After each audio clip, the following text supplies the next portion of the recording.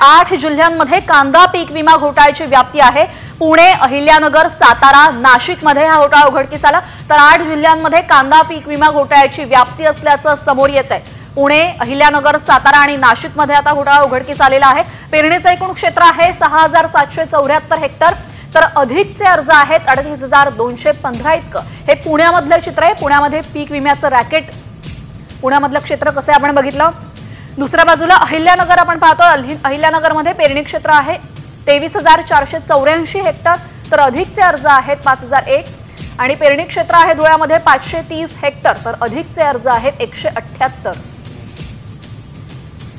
धुळ्यामध्ये सुद्धा पीक विम्याचं रॅकेट पोहोचले आहे। दुसऱ्या बाजूला साताराही आपण बघतोय। सातारामध्ये पेरणी क्षेत्र 1796 हेक्टर, तर अधिकचे अर्ज 18513 इतके आहेत।